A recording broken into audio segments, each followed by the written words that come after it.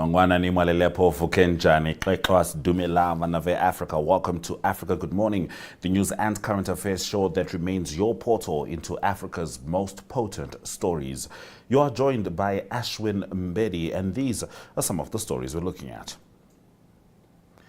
Kenyans march in memory of protest victims amid heavy security presence. Zimbabwe Upper House approves bill extending presidential terms to 2030. Edgar Lungu's family prevails as South African appeal court ends burial dispute. And that is the official statement from the Zambian government, which we will be getting into with Mike Sichula. South Africa's DA leader calls for calm amid rising anti-immigration tensions. And staying with South Africa, Fikile Mbalula blasts Jacob Zuma over anti-migrant slogan ahead of planned protests. So those are some of the stories we'll be looking at on Africa Good Morning, DSTV 285, GOTV 25, oneup2.com, and NTVAFRIKA.MY.NA. Keep in mind, Africa is spelt with a K. My name is Ashwin Mbedi. Top stories shortly. Namibia is a land of movement, with waves that never stop reaching forward. Here, adventure is not something we search for. It is something we are born into. In every corner of this country, creativity rises, from artists, from athletes, from dreamers. And when the world comes to explore Namibia, they discover something extraordinary. Because when sport moves people, creativity moves ideas, and tourism moves the world toward us. Something powerful happens. A platform where movement meets imagination, where industries connect, where opportunity grows, where Namibia's next chapter begins. Welcome to the Creative Sport Tourism Expo. Exhibit, partner, experience. Creative sport tourism.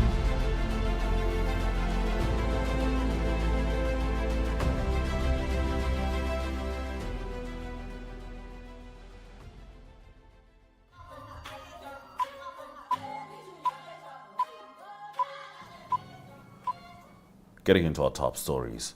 Police in Kenya sealed off key roads leading into central Nairobi ahead of nationwide protests marking 2 years since deadly Gen Z-led anti-government demonstrations.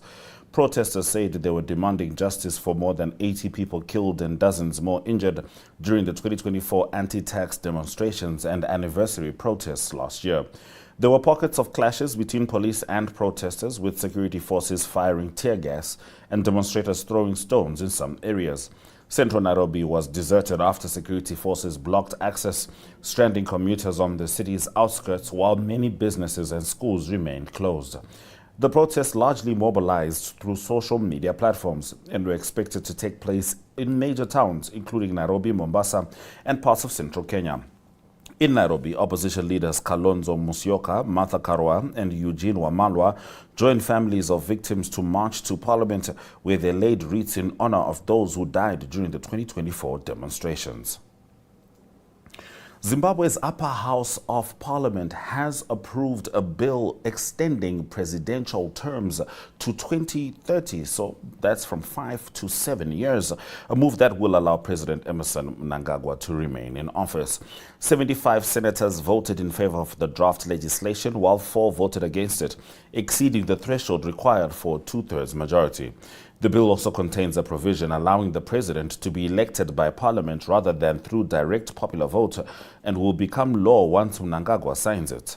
Evidence that Mnangagwa, 83, wanted to stay in power beyond the end of his second term in 2028 emerged about 2 years ago when supporters at ZANU-PF rallies began chanting slogans calling for more time to complete his agenda.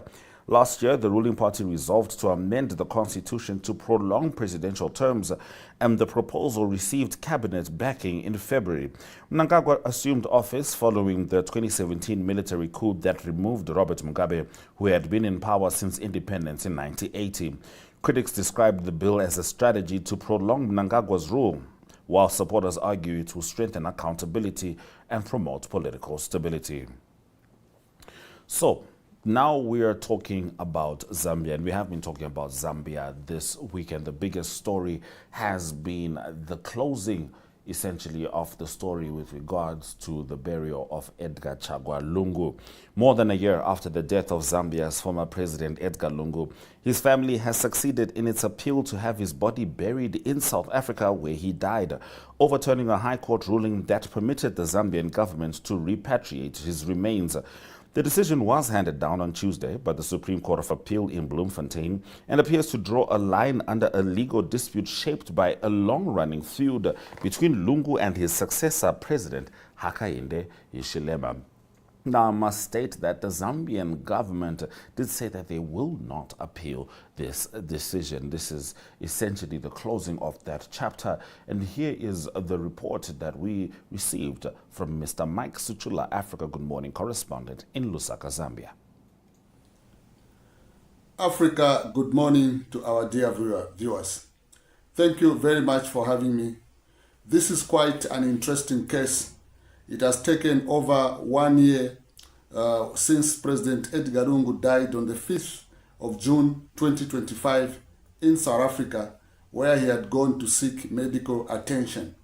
So in the past 1 year, the Zambian government and the Lungu family have been involved in the legal battle as to who must bury the remains of President Edgar Lungu. So in the last 1 year, this matter has been before the courts. And in August last year, 2025, the High Court in Pretoria ruled in favor of the Zambian government that they had the rights to repatriate the remains of Mr. Lungu to Lusaka for official burial. That matter was contested by the Lungu family such that the remains of Dr. Lungu were not repatriated to Zambia because the Lungu family had appealed the judgment. So yesterday, the 23rd of June 2026, the Supreme Court of South Africa delivered an historical ruling, and the ruling read as follows. The Supreme Court overturned the 2025 High Court ruling that granted the Zambian government rights to repatriate and bury late President Edgar Lungu with full state honors. The court upheld an appeal by the Lungu family, and the court stated that the Zambian government failed to establish a legal right to override the family's wishes regarding the burial of the former head of state. I read in part the full judgment. So in this judgment, the majority judges delivered a verdict that gave full control of the remains of Dr. Lungu to the Lungu family. There was a minority judge who interpreted the law in support of the Zambian government. But as we also know, the majority wins. So in this case, the Zambian government, according to President Edgar Lungu, wanted to uphold the Zambian constitution, which states that they wanted to uphold the Zambian constitution by ensuring that the former president, Mr. Lungu, is buried with full honors at the state as a former head of state. But the Lungu family, on the other hand, did told the court that they objected to that because, according to them, Mr. Lungu told them that once he dies, he did not want Mr. Hakainde Hichilema, the current president, to be anywhere near his body. So now, with this case that has divided the nation, we are yet to be told as to whether the Zambian government is going to appeal this case until the Supreme Court. But Attorney General Mulira Kavesha, before the judgment was delivered, he said that the Zambian government was going to respect the court's decision. A similar statement that was issued by family spokesperson Mr. Makebe Zulu. So now Zambians have also reacted to this judgment, and they're hoping that this judgment is going to bring this matter to a conclusion. As we all know that Zambia currently is in the period of the general elections, and they hope that this matter is going to be concluded so that something can be resolved outside court. Thank you very much for having me. Africa, good morning. That's Mike Sichula in Zambia. He does return on Monday to deliver the Zambia report, and I'm sure he will have updates with regards to that, as well as the upcoming election on August 13th. This is still Africa Good Morning. Now we swing over to South Africa in a story that has been very potent over the last couple of months. Now some response from political heavyweights. Federal leader of the Democratic Alliance in South Africa and Mayor of Cape Town, Geordin Hill-Lewis, has issued statements on ongoing anti-immigration and anti-migrant protests and planned marches ahead of the 30 June 2026 deadline promoted by groups including March and Operation Dudula. Hill-Lewis acknowledged public frustrations over illegal immigration, high unemployment estimated at around 43%, crime, corruption, failing services and border security, saying these concerns deserve to be heard and addressed. He strongly opposed violence, hatred, vigilantism and xenophobia, stressing that frustrations should not result in attacks on foreign nationals, looting, threats or lawlessness. And he also emphasized that the issues being faced with South Africa are due to governance. Here's Geordin Hill-Lewis.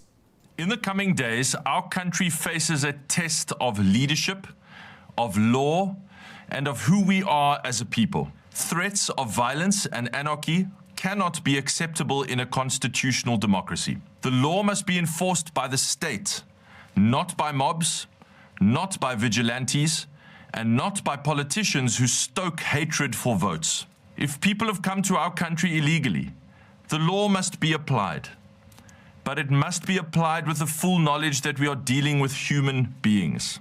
So we must condemn those who speak words they know may cost lives, but speak them anyway. To act with such lack of concern exposes a gaping hole in their souls where their humanity should be. These people are not leaders, and their words promise only violence and chaos for our country. And wherever the DA governs, let me be absolutely clear. We are the party that will protect law and order. Where the DA governs, law enforcement services will be ready, visible, and firm. We will work with the SAPs. We will keep roads open.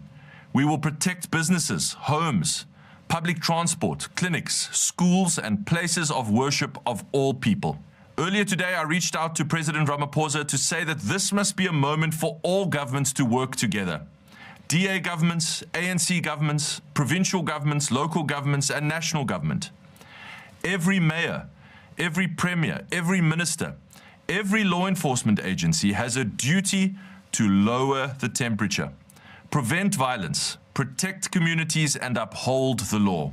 Let us not be drawn into hatred. Let us not share messages that inflame fear. Stand for your country by standing for peace, order, and the Constitution. Let us show the world who we South Africans really are. Let us show the best of our values and the best of our country. I am praying for peace in the days ahead. Thank you. All right, now we are swinging over to the response on the other side of the political aisle amid rising tensions over the planned anti-immigration protests, including the 30 June deadline set by groups such as March and march led by Jacinta Ngobese Zuma, ANC Secretary Fikile Mbalula sharply criticized former President Jacob Zuma and his Umkhonto weSizwe party. Mbalula accused Zuma of acting irresponsibly by using or endorsing the slogan Haihambo, meaning let them go or they must go, which calls for undocumented foreigners, particularly other Africans, to leave South Africa. Here is Mbalula Fikile.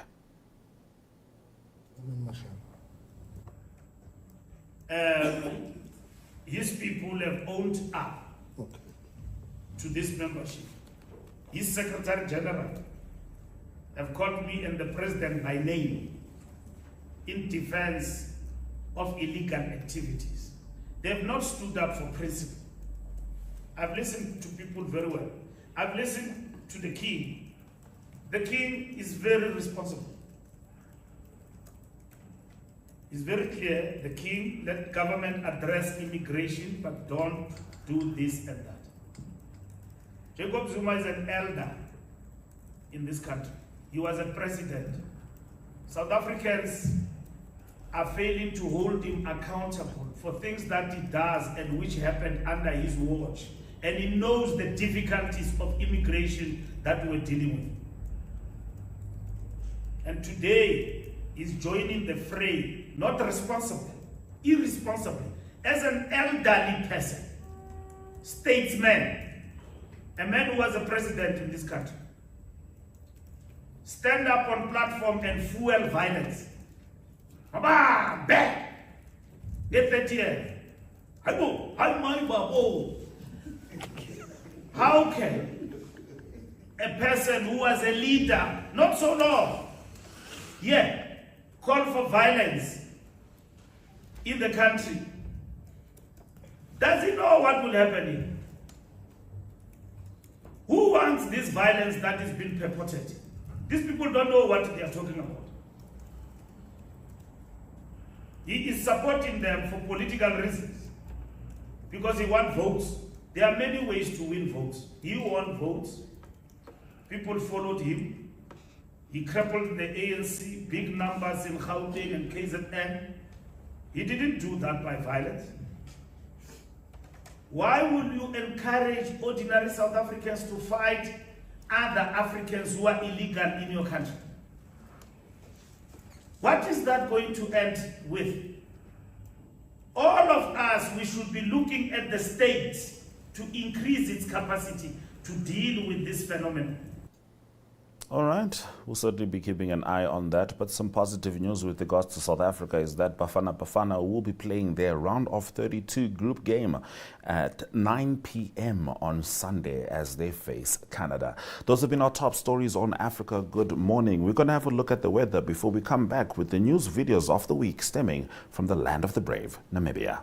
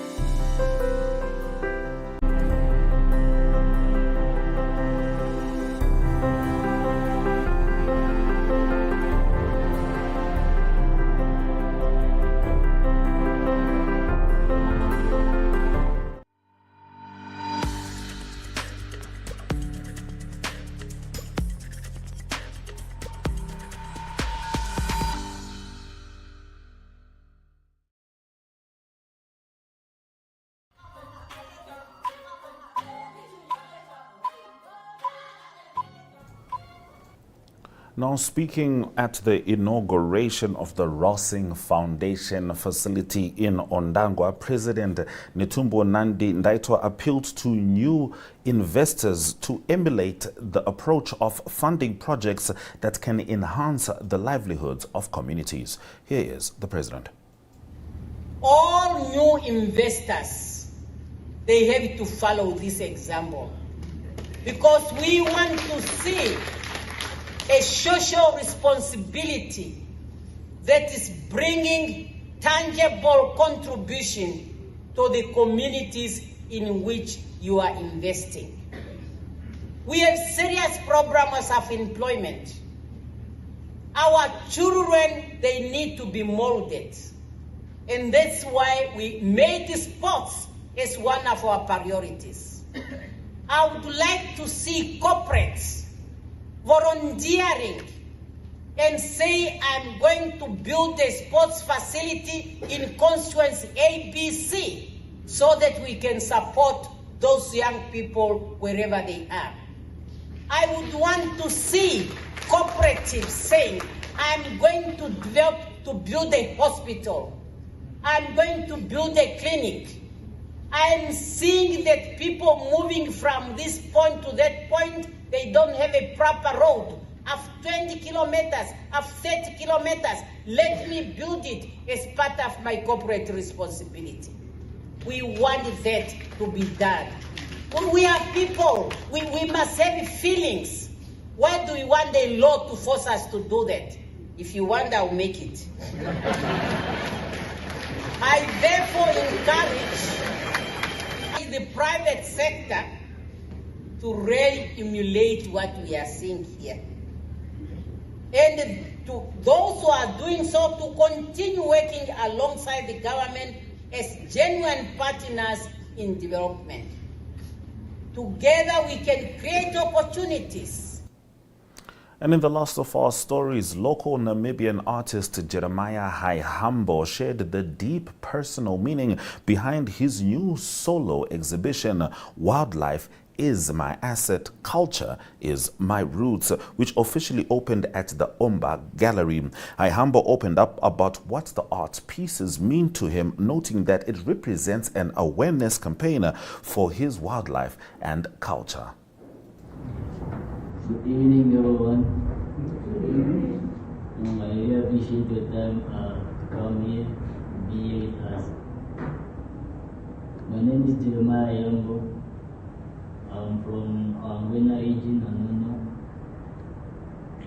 I'm currently based in Lungu, and this is my solo exhibition titled Wildlife is My Asset, Culture is My Root.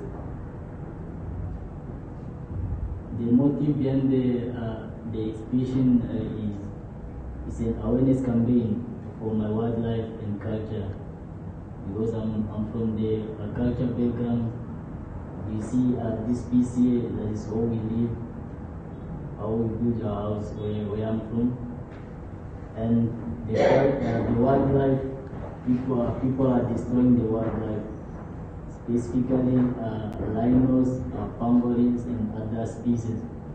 People are killing it for its feature. In my culture, where I'm from, majority of people now they are starting following the trend and abandon their own culture, which is not good. Because if you distance yourself from culture, then you lose your identity. Well, that brings us to the end of our broadcast, not just for today, but for the week. Thank you for joining us on Africa Good Morning, coming to you live every single weekday at 7 a.m. on DSTV 285, GOTV 25, oneup2.com, and NTVAFRIKA.MY.NA. Keeping in mind, you can always rewatch any of our episodes on NTVAFRIKA.MY.NA. Keeping in mind, when it's NTV Africa, the Africa is spelled with a K. For now, do enjoy your weekend. We wish all the African teams playing at the FIFA World Cup the best. We can't wait to see you on the other side. Swera Jakanaka.